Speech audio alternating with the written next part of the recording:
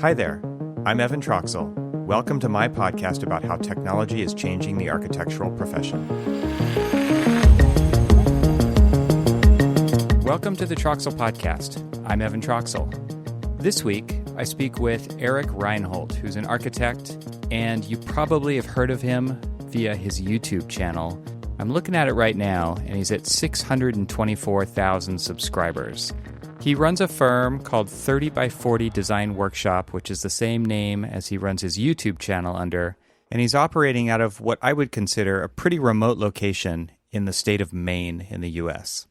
I was recently speaking with an upcoming guest on the podcast, getting ready to record with him, and he was asking who some of the other guests were that were going to be on upcoming episodes, and I mentioned that Eric was one of them, and he got really excited, and he said, "You have to ask him this one question for me." He said, "I want to know if Eric has gotten any additional work from everything that he's done with his YouTube channel." And that answer is absolutely in this podcast. So I hope that you really tune in and see how a person like Eric can diversify their practice beyond doing architectural projects. This was a fantastic conversation. I walked away from this just grinning. I really feel like Eric and I have a lot in common. We've known each other for a few years now, and everything that Eric does, I pay really close attention to. I love the aesthetic, and I love the mood that he sets in a lot of his products, his videos, and everything that he does is just really nicely designed. And I think that if you click on the links in the show notes, you'll get a taste of what Eric's all about visually, as well as get to know him a little bit better during this episode. So without further ado, I hope you enjoy my wide-ranging conversation with Eric Reinholdt.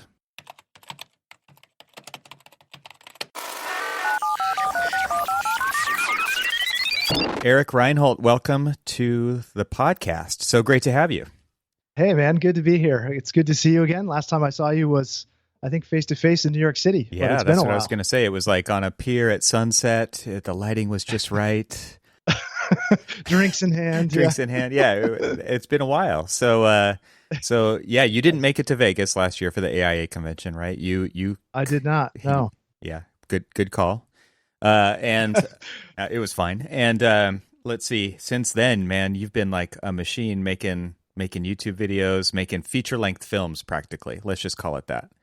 Let's just go. Yeah, it feels like that. It feels like that. Yeah, the one-man filmmaker, and I think that's probably what we could start talking about here, because to me, like, you're doing something different than most people are doing, and you inspired me that last time that we got together. You said, like, yeah, you should start doing this, and I did, and we just looked, and there's 60 something videos on my YouTube channel, and just so people know, like, I would say most people listening to this do not know that I actually have a YouTube channel with lots of videos on it, so everybody should head over there and check it out. And then, of course, Eric's YouTube channel as well. So we'll put links to both of those in the show notes so that people can check them out. And I can always use more subscribers. Eric does not need any more subscribers. Just kidding. Not true, man. I'll take all I can get. Yeah. So if you like what you hear here in this show, like that, you can get more of it, and you can get a visual background to go with it. And I think it would be cool to see some familiar listeners on YouTube. For those of you who do frequent the YouTube, that'd be great to see you guys over there. So Eric, tell us about like this process that, and I think even more interesting is like, how did you decide to go down this road with YouTube? And because as far as like technology and architecture go, did anybody see YouTube as a part of that equation? I think people are starting to actually, given the current situation, realize that, especially as online learning platforms are sort of exploding in this time, people are starting to recognize that YouTube, it's been there since 2010? It's been there a long time. Yep. And, now it is a force that is becoming part of our own kids' education system. My kids spend a lot more time on YouTube than they do watching television. So that's certainly been a generational shift there. But, in terms of how it relates to the architectural field, I don't think people initially saw YouTube as being very viable, but I really approached it, I got sort of pulled into it because I saw it as an opportunity to stand out and be a little bit different from what other people were doing. Right. And primarily, I saw it as a means for marketing myself. I thought, well, where am I going to head that's actually more difficult? Like what work can I do that is more difficult, that has more friction to it than what other people are doing? Because I figured I'm going to be competing with far fewer people if I head there than if I go the traditional route of sort of publishing or, starting a blog. That was fairly common when I was starting my business in 2013. But to be honest, I had no idea where it would go. And I've really treated everything in this business as an experiment. And so it was one of many experiments that I was running. And, I really treated it initially as a way to make money, which is maybe all people approach YouTube in this way. I approached it pretty naively thinking, well, if I get a ton of subscribers, I'll make a ton of money from advertising revenue. And, the fact is, yes, you can make a substantial amount of money from advertising revenue, but it's not where the bulk of the revenue can come from when you're running a YouTube channel. And I think, as it applies to architecture firms, it's a way to, you're finding this with your YouTube channel, I presume, is that it's a way to reach audiences that you didn't have a means of reaching before. Yeah. And it's a huge search engine. And it's just, I'm incredibly blown away by the traffic that I get to my website and the inquiries that I get for my business, just given videos that are, 4 or 5 years old, like things I threw up thinking, what's going to happen with this, and that's good and bad because, when I first started the channel, the content I was making, I would consider to be garbage. And I've left up some of those videos just as a reminder of how far you can come. Oh yeah. As you're putting in effort. I mean, I'm sure as you look back through your videos, you can see that, right? Totally. And the podcast from Archispeak as well, being 8 years old. Oh man, like people say, I went back to episode 1 and started there. And it's like, oh man, I am so sorry. You should not do that to yourself. But it is a good reminder. It really is. Like, it's like, these are marks in time. The internet doesn't forget. Even if you did take it down, somebody's got it. Somebody downloaded it. They've got it on their hard drive somewhere. They could pull it back up and they could be like, but it is also kind of great to see how far things have progressed and how far you have progressed as a storyteller, a cinematographer, with composition, with lighting, with color grading, with all of those things, with the way that you edit, the way that you tell a story, the pacing. There's so many aspects to this that in some ways they are kind of architectural skills, but in some ways they aren't, right? It is a different medium. But I think to me, that's what's so interesting about, especially the work that you're doing, is the way you choose to present and tell a story about whatever the topic is that you've decided to tackle. And that to me is a design problem in itself. And I think these are some of the more interesting design problems that can be tackled in a shorter amount of time than a typical architectural project, right? Years. Yeah, exactly. It's a great creative outlet. That's the best. I didn't start there, but I certainly came to this point. I mean, in 2017, the channel had a pretty big shift because I actually hired somebody to help teach me about filmmaking. Like I spent a bunch of money and I made this short film and I hired a story writer, a story editor. And so all these things started clicking. And that's the point where, all these doors started opening, that I discovered color grading and, the value of a narrative arc in a piece. And, then it's like studying shots and composition and lighting. And it's like, it's never ending. And although I didn't start there, to me, that has been such a richly rewarding thing. And as you point out, making architecture, it takes years. And I wanted something that was much more immediate and something that was tangible. And also working as a solo operator, there are a limited number of projects I'm going to do in my life. And I love doing houses. I love designing and working with people on an individual basis. But there's very little architecture I'm going to produce in the world. So, when I found the YouTube channel as this creative outlet and I started using it almost as a teaching tool, I sort of traded that portfolio of work for one of impact. And I feel like that wasn't something I could have planned out in 2013 either. I wasn't starting this with like this big vision of like, oh, one day I'm going to have 600,000 subscribers or 1 million subscribers and I'll be making a ton of money and this will be a separate business and I'll be teaching all these people. I really kind of discovered that along the way. And I think it's very similar to the design process. We start off with an idea and we iterate on that idea and we find out what's working and what's not working. And we continually are evolving and making it better. And that's really how I see this channel. As you said, it's like another creative outlet. And And it's also a different lens to look at practice through. I find when I'm working with clients and I'm filming our collaborations together, when I go back and edit the footage and I'm trying to find the story in that footage, I learn different things about those clients. And so it just makes me wonder how this can be applied to, other disciplines, other fields, and what is latent in this process that we're not seeing because we're not looking at it through a different lens. And I know you're a photographer and obviously a filmmaker, sort of videographer. Like, do you find those kinds of things too? Like looking through the lens of a camera, it's just a fundamentally different way of seeing the world. Yeah, totally. It's and sometimes detrimental, right? Like, cause I'm usually traveling with the family or I've got other people with me and I'm lagging behind, right? Because I'm composing and yeah, like there's a friend of mine has a photo of me like in this really awkward position, kind of up against the glass of the World Trade Center, shooting this photo straight up. I'll put a link to that in the show notes because there's this beautiful point of view, right? That most people maybe don't even experience or don't see or don't notice. And I love, like Cormac and I talked about this on the last ArchiSpeak, like we're taking people through experiencing architecture when you can't, right? Because we can't right now. So, and how do we do that? We do that by telling stories, but we also do it through the photography and using photographs is kind of like this memory machine. And we talked about that on the show because I am so reliant on that. It's so hard for me to talk about it without having that, accessing that image to talk about it. That it is so important to me to have that stuff. And whether people see it or not, it's mine, right? I made it for me. And if other people get something out of it, that's awesome. But it's funny because I do lag behind because I'm looking through the lens and I'm looking at the viewfinder and I'm looking at the screen on the back of the camera and I'm adjusting my settings and I'm getting the exposure just right and messing with all that stuff. So on one level, I say it's detrimental because like I'm not in the moment, but I'm going to have that moment later too. So it's a toss up. I mean, there's a lot of back and forth in my own brain about that kind of stuff.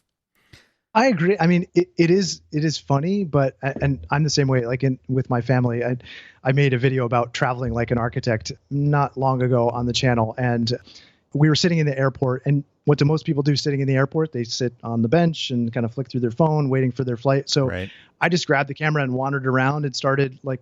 It forces you to see the world as it is, or as it's moving by you, and it just I love that about it. And I think my family just has come to realize that that's kind of part of traveling with dad. Yeah. And to me, I don't draw a real strict line between my life in the office and my life at home and my life traveling. Like the more blurred those bounds are, the better for me. Like I see this as one kind of big creative volume that everything fits into. And the camera, one of the great things about starting the YouTube channel is it like actually forced me to learn about photography and cinematography. And like that feels like an extension of my hand now and the way that I see the world. And I couldn't believe that there was so much to it that I had been missing for all of my life, up until 2013. It's just incredibly eye-opening and liberating. And I think it only makes practice better and more interesting for me. And if it can, enhances travel and all these different aspects of life. So it's been an incredible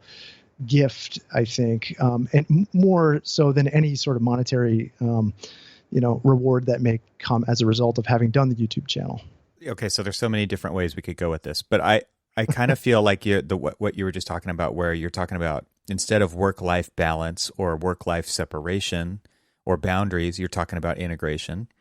And I feel very similarly to that. And what's interesting is you've got all these parallel things going on, and then you're looking for ways to connect those, right? And I feel like, to me, that is so I just recorded another podcast with another guest, and it was very much like part of the conversation was like, I'm trying to live 5 lives at the same time. Right? Because we get one, but how much can I fit into it? And I kind of feel like this is part of that, right? This is where it's like, okay, when I travel, I also want to be doing these other 4 things at the same time because I'm only going to go there once. I'm not going to keep going back to that place. That's not how I see the world. Like I always want to go somewhere new. What's next? And so I want to get as much out of that as I can. And so documenting it, capturing it, being with the family, being out on my feet, getting out there and like that's what I love about your videos too, is like you get out of the studio, you take us on the site visit with you, we get another point of view by when you're shooting with a drone, right? You get Sure. all of these different angles and different insights, and then the way that you kind of edit that all together starts to tell one possible story out of all of that different experience that you got to have. You got to have all those different experiences, and then you get to present a piece of that back to us. And our lives are richer because of that. And that's what I kind of hope, to me, like one of the more ultimate hopes of sharing what you do through a place like YouTube is like you've got like over 600,000 people watching your stuff, right? And not every single video, but overall, that's a lot, right? And who saw that coming? Nobody really understood the magnitude that one solo practitioner from Maine could have in that level of influence, which I think is one of the most important things out there going for people. That's incredible. That's just an absolutely incredible thing. Yeah, well, and with that comes a lot of responsibility too. And it's a difficult thing as your audience grows, and you know this through the podcast, you know, the more critical voices mass behind you, and everyone says, well, who nominated you to speak for all of us architects? You know, like, and it's not really about that at all. Mm-hmm. I sort of had, I'm sort of tired of this kind of complainer attitude that I feel like, you know, comes from a lot of architects. And I feel like it's easy to complain. It's much more difficult to do the work and dig in and, Yes. you know, make the video edit. You know, like for me, video editing is the most rewarding part of the entire process. And it's also the most difficult because Yes. that's the part where the story comes together. So I don't know how you edit, but you know, when I capture a bunch of footage, let's say I have A-roll footage, which would be talking head as we're talking here. And then the B-roll footage is the sort of footage that interlaces and is overlaid on top of that, which helps to show the story rather than you just telling or narrating the story. Mm-hmm. You know, crafting where you put those cuts and the pacing, as you said, and how you know, do the sound design and how the music complements that or fights against it.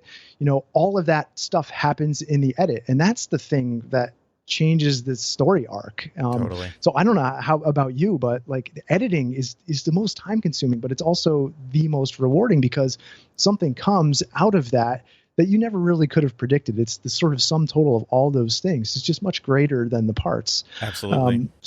People, I think, just don't have a great sense for what it actually takes to create those videos. And so I think the big complaining sort of mass there that says, well, you know, you could have done it differently, or why'd you make that decision, is just, I don't know how you deal with the criticism on it, but I'm getting better at it. I saw a really great comment by somebody who was like the creator type, and somebody was complaining about something in the video or the audio. I can't even remember what it was, but it was a video, because the reply to the comment was, "I'm sorry I made you watch this."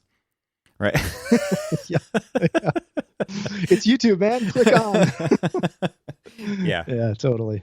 I mean, that becomes easier, I guess, the further you get into it. But it's, yeah, that sort of voice of criticism is still tricky. Yeah, there's a great quote. I think it's Teddy Roosevelt. If you look it up, I won't recite it all right now, but it's a great quote. It's called "The Man in the Arena," and it's I got it. It's I got it. Fantastic. Man. Yeah.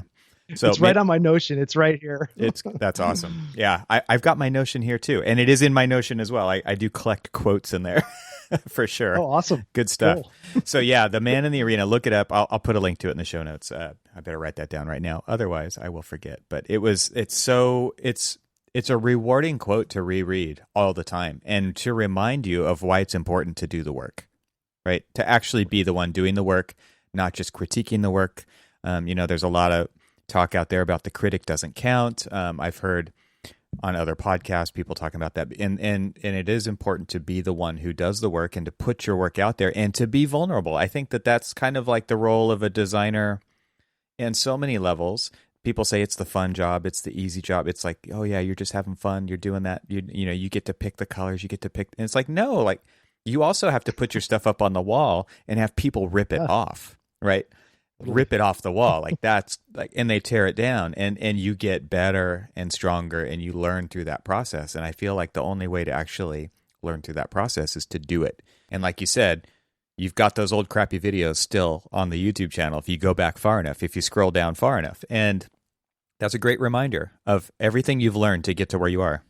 there's also this idea of separating yourself from the art. And I've really tried to kind of make peace with this idea that what I make is a piece of work that sits out there in the world, and it is its own thing that is not connected to me. It doesn't say anything about who I am necessarily. It is a sort of snapshot, a point in time, and it's an object that is subject to critique and praise and all the other things that putting a work out, architecture is no different, but that has no sort of reflection on me necessarily, and that I can keep marching on. That is something that I dropped off over here and I'm moving over here. And so that's kind of how I've been making peace with it lately.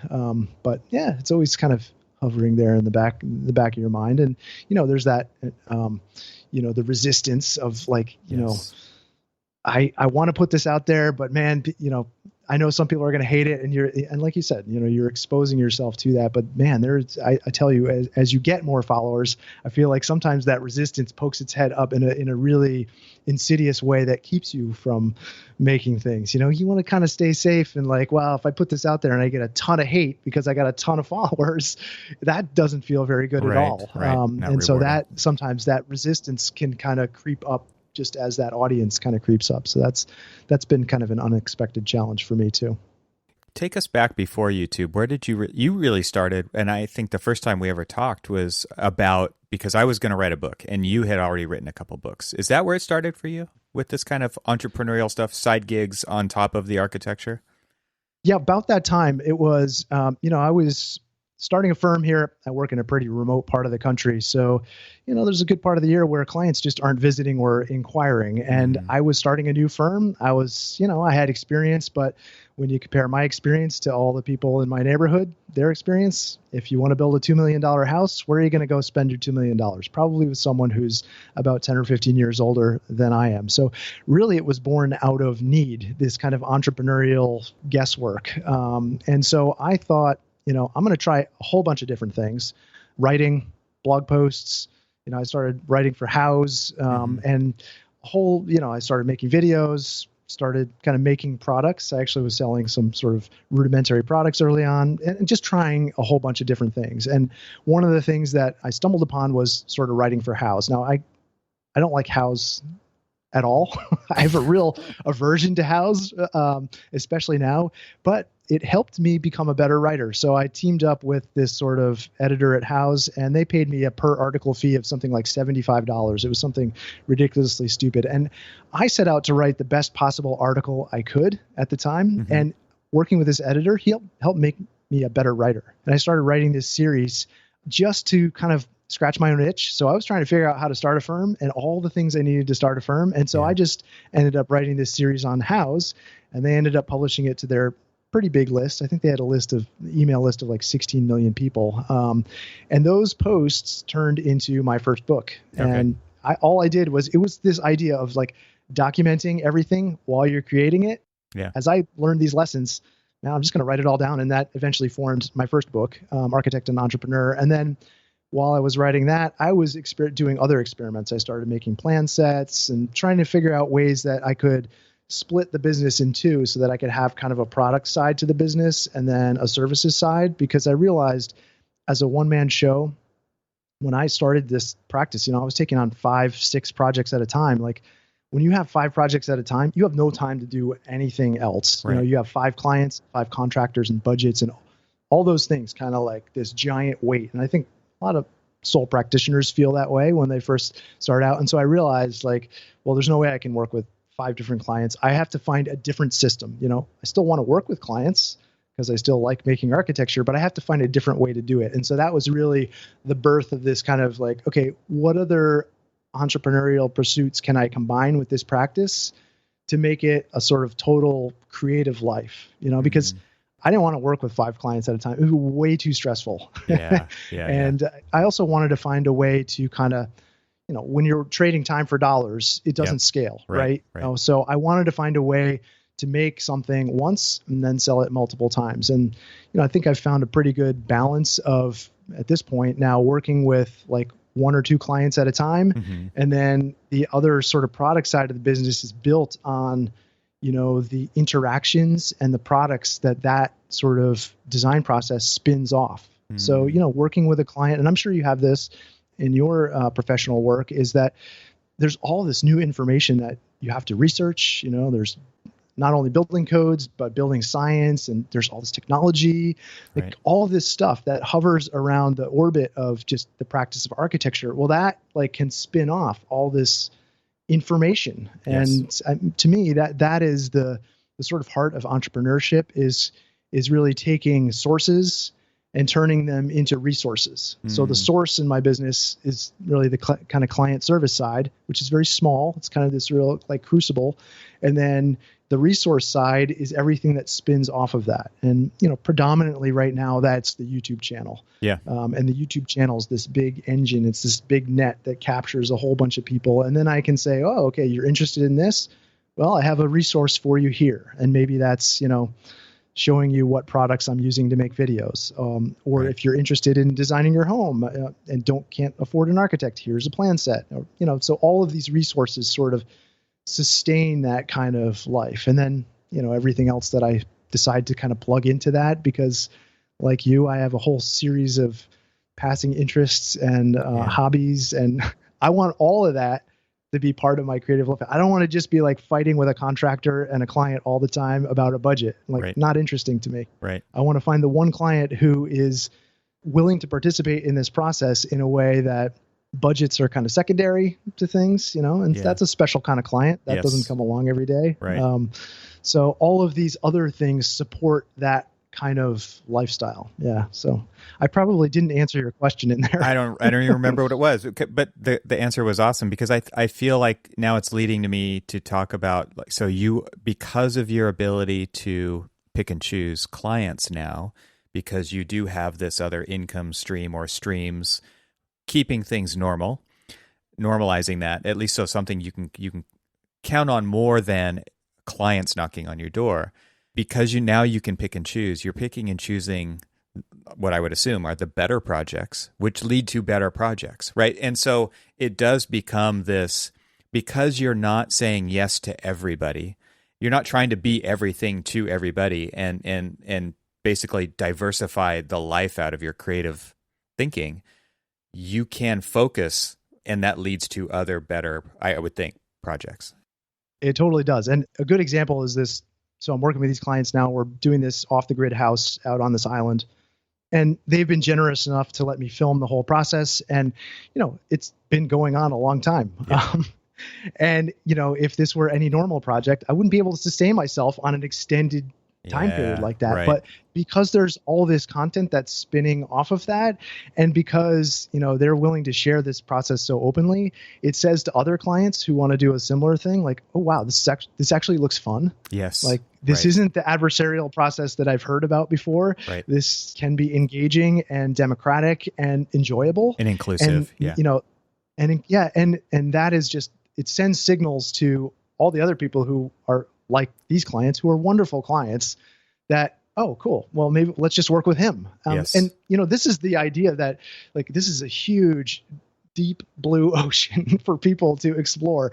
I'm not the only residential architect out there, nor should I be on YouTube. I want a ton of other voices, because I'm not suited to work with everybody. I don't have the time to work with everybody. Right. So I hope it's inspiration, at least, to other architects that, like, this is totally possible. And it's actually a really great way of triaging clients, because by the time, I don't have meetings anymore where people come to the office and say, so, show me your portfolio, prove to me you can do this job. Like, you don't need to. You should. They want to get on the wait list. And so that's what people are trying to do. So with their practices, I feel like, rather than really having this heavy marketing focus, like, if you can make this content while you're working with people and exposing your design process, just sort of laying it bare, much like you're sharing all these thoughts and ideas on the podcast, like, people love that. Yeah. Like, nobody's doing it. Yeah. They just they'll eat it up. And it's a pretty great way of finding clients without, just by sort of capitalizing on the byproducts of what you're already doing. Like, I'm already designing a set of elevations. If I just put a camera above my desk and film the process and just kind of casually talk about how I'm doing it, like, people love that. Yes. And not only clients, but also people who are interested in architecture. There's a ton of people who are architecture junkies and nerds that Yeah. will probably never work with an architect. Right. And so I've made a lot of really great connections this way too. So people that will never be clients. Yeah, it's interesting how you've kind of master planned this opportunity machine here. And to me, like that's what really sets it apart or makes it interesting is that you've created just by documenting, right? Like Gary Vaynerchuk says, like document it, just document it and put it out there, right? Document everything. Yep. And I feel like by doing that, especially with architecture, which is very much like a here and there, like we go there, we present it, we talk about it, but then we take it back here and we do the work. And then we go back and we show just the pretty pictures, right? Not the process. And so by doing what you're doing, by exposing the process, it becomes a lot more inclusive and people feel like they're much more part of the story, which gets you from here to there. Right. And that is what they will talk about. They will talk about that inclusivity, how involved they were in every decision along the way. And they got to see you because you show your work, just like grade school, show your work on math, right? Show your work. Teacher's always telling you to show your work. But then architecture very much becomes I'm going to do this in the secret lab in the black box. And then I'm just going to show you the pretty pictures at the end. And to me, I think what makes reality shows, what makes podcasts, what makes YouTube channels so interesting is people are looking under the hood at how all of this actually gets made, gets produced, and they like that, whether it's what they do or not, right? Usually it's what they don't do because it's removing them from what they do every day. And it's a little bit of an escape, but it's so interesting to them, and that's what they want to see. And so like you've capitalized on that. You kind of came up with a master plan that also allows you to still be creative during that whole time and spin resources out of these sources. That's super cool. So this is the master class right here. This is awesome. But it wasn't a master plan. That's the thing. I mean, I think I've arrived there, and it's easy to look with hindsight and say, yeah, totally. Oh yeah, this feels like perfectly crafted. And I look forward to, 5 years from now, looking back on the decisions I'm making today and to see, where it's headed, because there's some luck there for sure. There's some luck, the timing, and I mean, but also craft, and you have to, I think, care about making things. And I mean, you're like this, right? Your audio is on point, like your graphics and your visuals, like it's all comes together. It's all sort of contribute to this space. And to me, that's the thing that makes it enjoyable, to get all that stuff right. And there's always a way to make it better. So, yeah. Yeah, I think it was Steve Jobs. Let's throw another quote out there. I think he's the one who said, hindsight, it's easy to connect the dots looking backwards, but it's practically impossible to do that looking forward. So you just have to put stuff out there that is of the quality, the nature that you are willing to like dedicate the time to do to make it the best that you can in the amount of time that you have to do it, right? You can't just keep tweaking it forever, because the editing process, back to that, like you could just edit forever, right? Yes, you could. And I spend too much time that's definitely a flaw of mine. That's hard to, it's hard to get beyond that. Perfectionism is tough. Yeah. I mean, not being able to see where you're going is exciting. And that's part of the interest. Like, I also couldn't have predicted all the opportunities that have come because of this. And I think that's part of this, throwing things out there and taking some risks. So you're starting this podcast. This is a chance for you to talk to people you probably wouldn't normally get to talk to, right? And who knows what comes of that. And to me, that's really, really exciting. Like I've been talking to companies now that I never thought I'd have the chance to talk with, and we're talking about designing and doing things that I thought, wow, like I really didn't see this on the radar. That's awesome. It's super exciting to me. And so, having that ability to say no, it just allows all the other opportunities to blossom and all those other seeds you've been planting for these years to kind of take root. And then you get to pick and choose which ones you want to nurture and ultimately harvest, and which ones you want to just say, not for me. Right. Yeah. Not a perfect fit. Yeah. Yeah. I think getting older forces you into that sort of zone anyway, right? It's like you start realizing it's like, okay, well, there's only a few more projects I got here, so I got to pick and I got to be wise about what I'm investing my time in. And so, that's liberating too. So you just said investing, and I think like that's what I think back to when I believe that the title of your movie that you hired out to have production help with was The Choice We Make. Is that what it was called? A Choice to Make. A Choice to Make. Okay. It's kind of a double meaning. Right. And so, but you decided to invest, and you not only invested in like help, but you invested in you. And to me, that's one of the biggest, that's kind of what we're talking about here, right? We're talking about making an investment in yourself, and the opportunities that come from that are unknown. There's no way to know what they are. Like we said, it's easy to connect the dots looking backwards, even if it's not a straight path, right? But looking forward, well, the possibilities are endless, right? But the investment is key. Why did you decide at that point to invest in you and invest in, having help to tell that story? I think I saw the YouTube channel with every creative effort, you realize what your limitations are. Mm-hmm. And I realized that it felt like I was starting to make a lot of the same things and that I wasn't learning anymore. And, I actually took that as the building of the studio here as an opportunity to put a sort of capstone on this as an effort. The studio, it's a small studio, but it's the hub and the stage set for the YouTube channel. Right. And I really felt like when I completed this, I wanted to start a new chapter in the YouTube channel because I had seen the possibilities. People were interested. People were paying more attention than they ever had been before.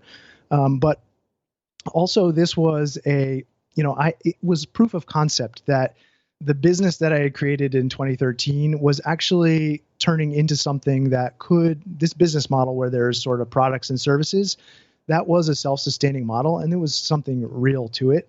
But I was feeling like the quality of information and content I was producing wasn't up to my standards. That old Ira Glass quote or video that he did where he talks about, your tastes far exceed your abilities when you're just getting started. Right. And so I knew that I could do better. So when I finished the studio, I hired my photographer to photograph it. And at the same time, I said, I'm really interested in kind of turning the story of making the studio and making the business into something more than just a photo shoot, like a half-day photo shoot. And so he was interested in also building up his sort of videography business. And so we sort of collaborated together and said, look, I'll give you a kind of a discount on the videography portion of this, but let's make it into something longer form. And I had seen that there was this architecture and design film festival, and I thought it'd be cool if we made something and submitted it to that. And it became this kind of collaborative. Then you have project, a deadline too. Yeah, right. It forces you to get it done and do it, right? So that was the decision point, and it was a pretty significant amount of money for me to invest in creating a video. A photo shoot is one thing. I'm sort of buying into the idea that you have to have professional photos, and they bring with them all their connections to publications and things. But I thought, a video shoot, like that's up there. So I said, okay, I'm going to invest in learning from him because I admired his style and I loved his color grading and just how he edited things. Loved all of it. And I thought, what better person to learn from? Nobody else around me is teaching this, so I'm going to invest in that. And what we did was, I thought, I've done enough YouTube videos. I can script this thing, no problem. And so we kind of came up with a real basic outline script. And 2 days before the shoot, he actually opened the script and read it. And he's like, "This isn't a script, man. We got to hire somebody else to help us write this thing." So he brought in a story editor that he was, used to working with, and he said, "This isn't cheap, but I really think you need a story here." And so that process in itself, while I didn't fully plan it out, it ended up being hugely beneficial to me. And really, as a sole practitioner, I'm used to getting everything done. Like I'm making the coffee, I'm answering the phones, I'm doing it all myself, right? You're an architect. Right, sure. Yeah. And at this moment, you realize at some point, like, there are people better suited to, teach me about this or help me with this. And, I'm still learning that lesson today. And that's something, that I'm working on for sure. But that point was really where I realized when she started working with me and I realized how bad the script that I came up with was, I thought, wow, this could represent a pretty huge shift. So, like everything else, I just kind of took notes, made some SOPs based on our interactions there. And we had a bunch of sort of phone calls and edits and rewrites. And, I think the story that came out of that, while it wasn't perfect, I think that video has performed long-term as well as it has because it has a story. And I think that really, in me, seeded this idea that, people, rather than just being a professorial sort of lecture, which is what my earlier videos were, people relate to story. They care about,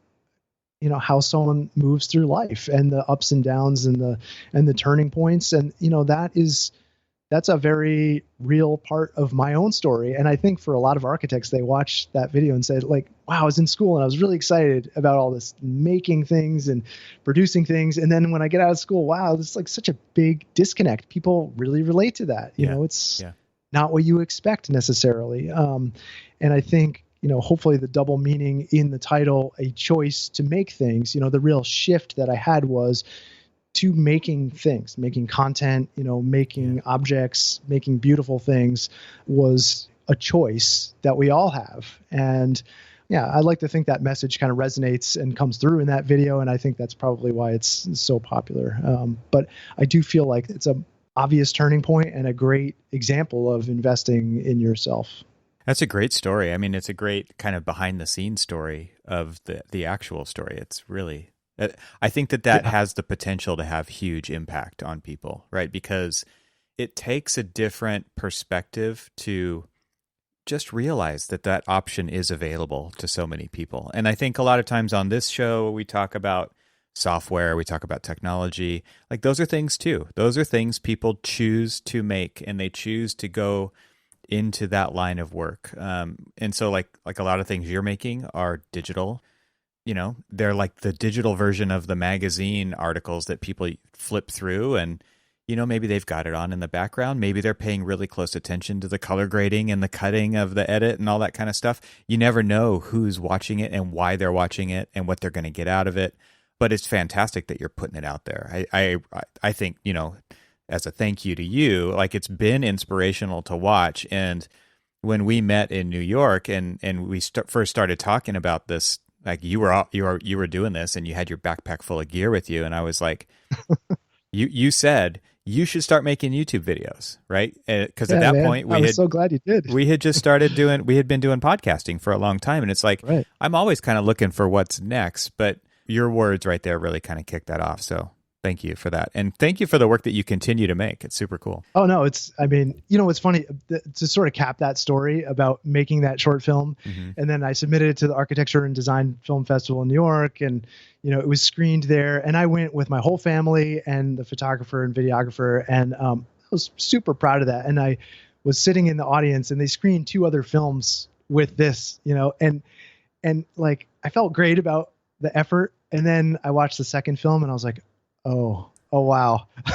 Another level. This is so much better. And then I watched the third one. I was like, I just kind of sinking in my seat. So I think there's, it was a great lesson for me it's humbling. I mean, you're never as good or as bad as they say you are, is that kind of expression.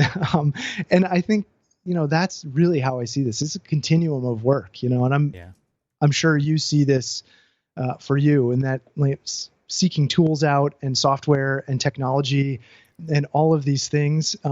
For me, it's a way to enhance and make the work better.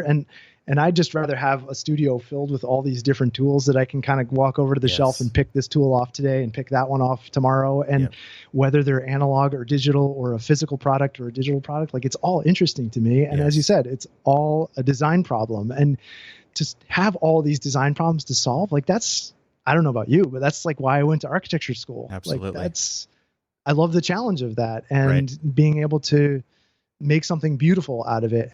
Yeah, that's great. So what are you interested in right now? What's the thing? Is there anything on particular? So right now I've been heavy into making courses. So I've just finished a couple of courses. I'm making some physical products for the first time. So I made a sketchbook, teamed up with a guy out of New York City. So we started making a sketchbook, mostly born out of the need. I used to buy Muji sketchbooks, like this one particular Muji sketchbook, and they stopped making them. So I was like, well, I'm just going to make one and I'm going to do a better version of it. So he and I teamed up together to make that. And then I've started making some other little products that sort of supplement that. And, certainly not as refined as something like a Field Notes, but I find that works like totally inspirational. Yes. So I've been working on that side of the business. I have some architecture projects that are cooking now, and just more videos. Nice. I think the quarantine has been Yeah, it's been interesting because it's also coincided with an uptick in a lot of sort of client work. So I've made fewer videos than I would have hoped, but yeah, that's kind of what's cooking right now. Yeah, I've got the little bell checked next to your on my subscription for you, and where are the videos? Like, I'm not seeing anything come through. I know, man. I'm trying. I got one coming this week, but man, it's hard. It is hard. It's very, and I've been, I got in this streak where I was like, well, if I'm going to release a video a month, it probably ought to be a substantial meaty video. So it's like 20+ minute videos, and those are long. Obviously, They take a while to make.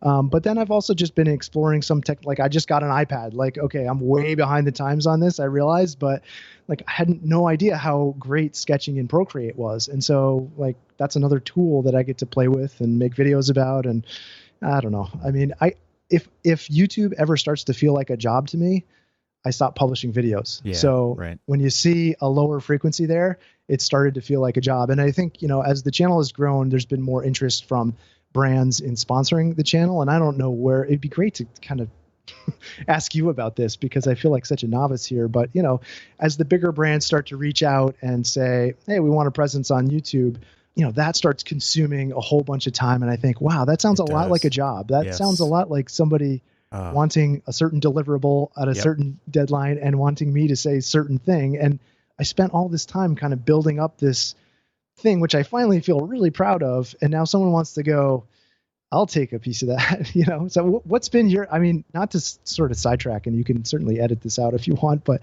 what's been your approach with that? It is work. I mean, and that to me is, you kind of hit it right on the head. You do this thing. It's a labor of love. It's fun. It's a hobby. And now, like you said, somebody's like, oh, like you've done all that work. I want to capitalize on that.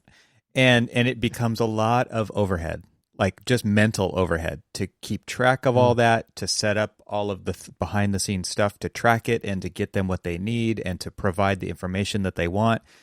It does become something that all of a sudden turns it into work. And I think as soon as something turns into work, you have to decide, is it what you want to do or not? Like you said, I want that job. Right. Do I want that job?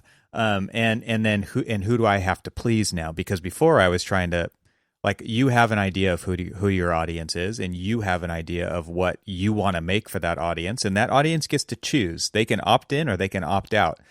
And as soon as you add another gear to that machine that has leverage, that's where things get difficult, I think. And so, yeah, I don't necessarily have an answer, but I will say that it doesn't make things easier. I definitely don't think it makes things easier. Because now what are you going to do? Like, you're going to hire somebody to do that thing for you, to manage that? Are you going to hire somebody to make something else for your? Yeah, it's a lot of stuff to think about. Yeah, it definitely takes, it feels like it saps some of the creative energy out of it. And what's so funny to me is that these big brands, they're still in a print model, advertising model. You must face this with podcasting, right? It's like, they want to they're like, well, it's just a YouTube video. It's like, well, yeah, it's just a YouTube video that gets 1.4 million views. Like, right.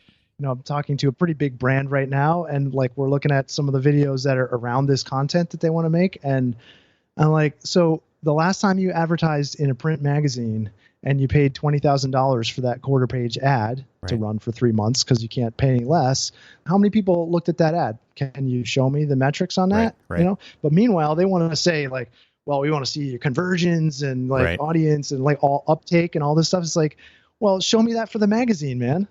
Like, how do you know your money's being spent and viewed on the magazine sitting in a restroom somewhere if somebody even opened to that page? So it's like, yeah, it's really interesting to me. And it just actually makes me want to hold out even longer. Yeah. Just wait until subscribers are like, 1 million, and then we can have a different conversation. But okay, we'll finish up here. And I love to ask everybody who comes on the show, and maybe, like, the conversation's been amazing. So thank you so much. I think would love to continue at some time for sure. Great. Yeah, anytime. I would love it if you could share something that you do personally, like what I would consider like a personal hack. Is there something that you do to help yourself perform better?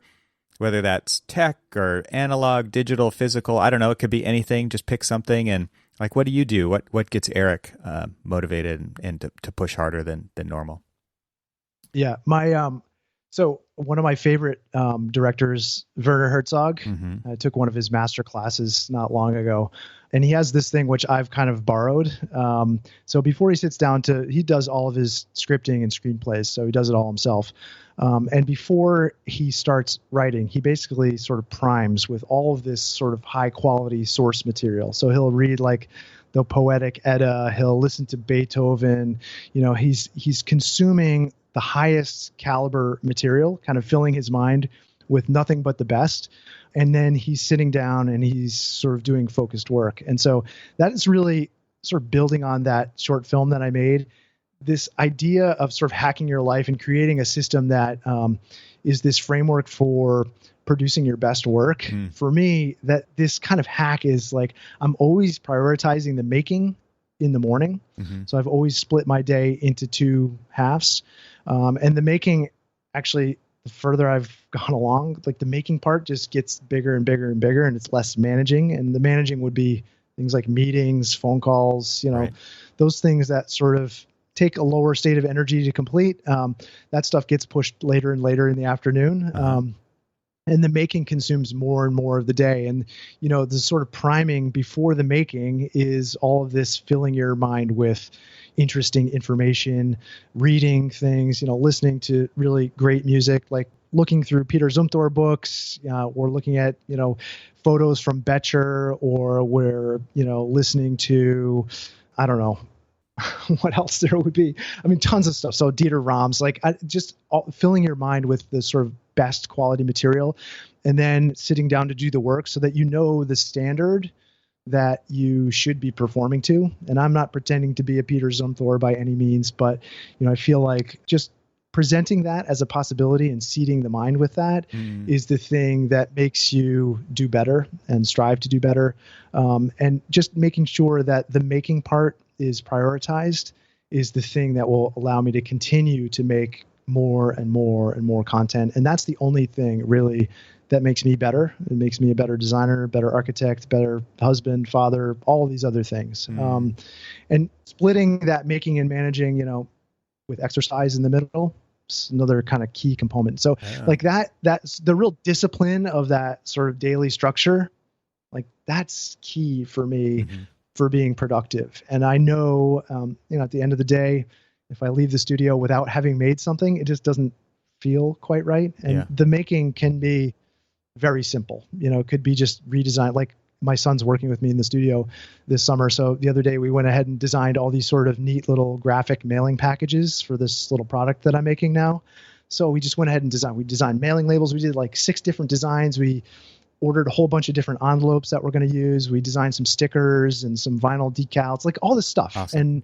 And at the end of the day, you just feel like, okay, I didn't design a house, but I got to do these like 4 distinct design sort of exercises and projects and documented it. I took photographs, I edited the photographs, like all of it together just feels like, I don't know, I get this kind of buzzing in here when I leave. And then I know like perfect day. So do you subscribe to the idea that, do you ever leave something intentionally unfinished, but knowing what the next steps are so that the next day you can jump back into and get into the flow faster? Yeah, that's that's like the Ernest Hemingway thing, right? Yes. Yeah. So where he'd stop in mid-sentence. Right. I don't know if I consciously do that. I think I always have to kind of find a stopping point, but with video editing, it's often spanning multiple days. Yes. I do ascribe to that idea of, taking some space and then coming back and looking at something. So whether that's in a similar vein or not, I don't know, but that's definitely a part of the creative process. I don't know if that was Arthur Kessler, who was talking about in the 1920s. He's talking about the whole process of design. Incubation is one of the sort of key phases of the design process, and you have to let these ideas incubate and percolate. And I think even stepping outside of the studio to get exercise, listening to podcasts and consuming information that's outside of the sphere of architecture, that's a key component to all of this. That idea of bisociation, where you have 2 separate ideas that kind of collide, right? Yep. They're existing on separate planes and they collide. And the thing that you get is the sort of hybrid of those two, the Liger of the two, and Yes. that's really interesting to me. And so anytime, and I think maybe that's how I've built this whole studio, is that, I'm creating opportunities for those collisions to take place. Awesome. And it's up to me to kind of notice them. That's really cool. So the next question, and for those who are listening who don't know Eric very well, Eric is a metalhead, like to the core, right? So I'm going to ask you, who are you listening to and reading now? But you have to give a metal recommendation in here. Just a little side footnote. Okay. Yeah. Okay. So yeah, the metal, I'll consume almost any metal there is. So some of my tastes in metal are, people would kind of laugh at. So, my son and I, we're always going to Five Finger Death Punch concerts. So that's kind of, that's one extreme, but I really right now I'm really into In Flames, which is Swedish band. It's the genre, if you had to classify it, would be melodic death metal. And so that's kind of the common thread in metal for me. There has to be some sort of symphonic melodic quality to it, but all super heavy stuff. So In Flames, I can't recommend them enough. On the sort of lighter side, the sort of priming side, would be like someone like Nils Fromm. Love his stuff. It's kind of like a fusion of classical piano and synth. And it's, he has this kind of really percussive introduction in there. So he's like oftentimes hitting strings with mallets and things. So, but for me, that's a really great working piece of music. So if I'm really trying to focus on something, I'll put that on repeat and I'll listen to it like Tim Ferriss style, like for 8 hours, and just be completely fine with that. And then in terms of, I listen to some prog metal. So Coheed and Cambria is that's pretty digestible, and actually really love those guys. And that has kind of a storytelling aspect to it as well. So yeah, those are my musical recommendations right now. In Flames, like just unbelievable. It's totally underrated. They've been around forever and they're still touring. Well, I hope they still tour. I was supposed to see them 2 weeks ago, but didn't happen. Yeah. So anyway. So outside of the music realm, so what are you listening to? What are you reading? What's inspiring Eric right now? Yeah. So reading, consuming a lot of Derek Sivers. Do you know Derek Sivers? Yes. Yeah. I just emailed him recently, and of course he replied. So that was great. Yeah, man. Yeah. So he's got a new book out, which I'm reading. I downloaded that. Yeah, that's great. Yeah. So Your Music and People. And actually what I like about his writing style, and actually his previous podcast season was like this, it's very like succinct. Short. So he strives to make it as, edited as possible. And his website, the design, same way. So I've actually just chewed through his whole entire season of podcasts, because this new season was all long form stuff. So yeah. And I think, operating remotely, like you really do have to seek out outside influences. And I consider listening to podcasts and reading books and things like that really to be sort of the 5 people that I'm surrounding myself with. So I have a lot of his operating system baked in right now. I've been reading this book by Tom Hegan, who's a photographer, and it's half reading and half visual. Yeah. It's a beautiful book. Do you know his work? He does these sort of aerial shots of these just impossible landscapes is probably how I would describe it. It's not where he started, but it's where he's going now. So like salt mines taken from the air. And these aren't just drone shots, which are like 400 feet in the air. Mm-hmm. They're like, 1,000 feet in the air. So the perspective is actually, it's much different, and they're really brightly colored images. And then what he's taken in his book is sort of describes the process of taking the photos and his creative process. And then he does these kind of line drawing overlays of them. Like it's just beautiful. That's it's awesome. Like this perfect intersection for me of photography, videography, and line work. And so that's a beautiful book. And then I'm really into the FIRE movement. I don't know if you are consuming any of this information right now. So it's an acronym. It stands for Financially Independent, Retire Early. Okay. And it's a whole bunch of people kind of sort of gaming the financial independence system. And so there's that's a deep rabbit hole you can go into. And for me, it's kind of thinking about how the business grows beyond me and starts to spin off an entirely new creative life for me. And so that's been consuming a lot of my podcast time and also reading time. So there's their book in there that I've been reading, Simple Path to Wealth and things like that. Cool. But so I really try and balance what I'm taking in. Yeah. So it's not all one thing. It's really sampled from a lot of different places. And yeah, in terms of film, The Mandalorian, to me, I don't know if you ever caught any of the behind the scenes on The Mandalorian, or if you're even a Star Wars fan. Yeah. Like the gallery and the space they created, like the technology my God. It's mind blowing. It is. Next level. It is so cool. I mean, yeah, I've always been a huge fan of ILM and this, Industrial Light and Magic, and what the stuff that they're doing specifically with The Mandalorian and that 360 degree LED, so they get automatic reflections and environments and lighting, and it's all done with real-time renderers so that, they can match the camera moves. It's incredible stuff. So yeah, if anybody gets a chance to watch the behind the scenes, it's great. I mean, it's so full of great information and tidbits. And so yeah, I'm working my way through that right now. And of course, Werner Herzog, he's in there, right? So you had to watch He's in it. Yeah, it's a killer. Yeah. And I just finished, speaking of ILM, Adam Savage's book. Have you seen that book? Every Tool's a Hammer? Every Tool's a Hammer. Yeah. I've only seen it. I haven't read it. Yeah, it's great. It's like, if you're a maker, and I know you're a maker, you'd love that book, because he just talks about that process. I mean, as a kid, I always thought like that was one of my dream jobs, was to be a model maker for Star Wars, to build all the greebles on and he actually went and did it. And so it's a fascinating read, and also a deep dive into how far you can take the creative process and what you can do with it. Like, it's just, that's cool. Really empowering book. I have to share my story of my email of Derek Sivers real quick, because there will never be another chance to do this. So back in 2006, when I was actively in a band, of course, CD Baby was like the only way to get your disc outside of the local record stores, and Derek Sivers started CD Baby. And back then, you would send a box of, 5 or 10 CDs to CD Baby, and they would scan one of them, right? They would actually just pull the jacket out and scan it, and that became your ticket to getting your album on iTunes, which was then digital distribution, right? They scanned ours crooked. And so I emailed Derek the other day, because he emails and he says on his podcast, like, I respond to everybody. And I've emailed him several times throughout the years, and he has always responded. So I just sent him that note. I'm like, hey man, it's so funny because even though I didn't like it at the time, I love it now. I love that every time my band's album shows up on Apple Music or Amazon Prime or Spotify or YouTube, like anywhere you look up System Kid, you will see this little white acute triangle in the upper right-hand corner, because that's the scanner flatbed background, right?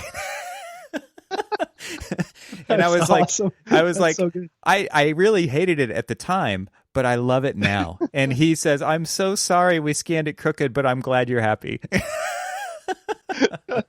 That's so great, man. That's funny. Fantastic. Anyway, I didn't realize that your band had you were releasing albums and everything. That's incredible. Yeah, I try to do a little bit of everything. That's why I said I'm trying to live all the lives.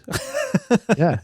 Are you still playing, or no? The guitars, there's a guitar here in the corner. I know maybe you can't see it. It's like a 1938 Martin. It's super old. So there's guitars hanging on the wall, because then I can just easily pick them off and play them, right? No, it doesn't happen. It's happened a few times. I'm looking at 3 right now, too. The amp is like all dusty. I'm like, God, how do I use this? Yeah, it's frustrating. But yeah, like I have bass guitars, I've got regular guitars, I've got electric guitars, and actually quarantine times did get me to pick up the guitar quite a few times. So I was really happy about that. I actually wrote that down intentionally. Like, what am I going to do during this time? I'm going to pick up the guitar again. And I started playing, but it's already tapered back off. So, you know what's incredible? I saw the other day, Lamb of God did this sort of, you see the classic Zoom. Yeah. Lamb of God's Zoom is like the 4 quadrants, and Randy Blythe is in his closet, like screaming his face off, and the drummer's in his living room with this giant kit. I'm like, my God, to be their neighbors would be incredible. That's they're awesome. Just a peace and quiet. So they're actually playing socially isolated together in the different quadrants. That's awesome. Yeah. You got it. Yeah, So they're each cool. in their house. Randy's in his closet. I just thought that was so great. Yeah. That is great. Incredible. Not your traditional Zoom. I bet your Zooms don't look like that. Yeah, life goals right there. Just pick that mic up and scream into it sometime, man. You got to do it. That would be awesome. Yeah. I don't think it would surprise anybody. Yeah, just kidding. No. Yeah. All right. So final question, man. And thank you so much for taking the time to hang out today. It's been awesome. Is just where can people find out more about you, go along this journey with you? I think that's probably a more appropriate way to put it. Yeah. I appreciate the time, man. It's been great chatting with you and really feel a lot of camaraderie here. I love what you're doing with the podcast. So thanks for having me on.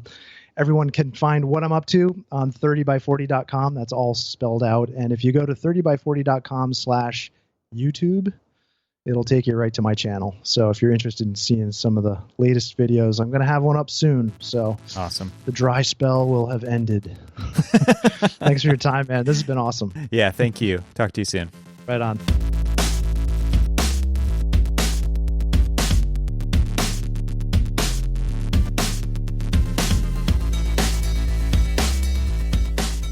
Thanks for hanging out with us today. This show is part of the Gable Media Podcast Network. You can see all the shows at gablemedia.com. That's GABLMEDIA.com. You can help support what I'm doing here by leaving a 5-star review on Apple Podcasts to help get the word out, and of course, share it with your friends. I'd love to hear from you, so leave a comment on the website at trxl.co/podcast, where you can find every episode. You can also follow me on Twitter and Instagram and YouTube. Just search for E. Troxel. Talk to you soon.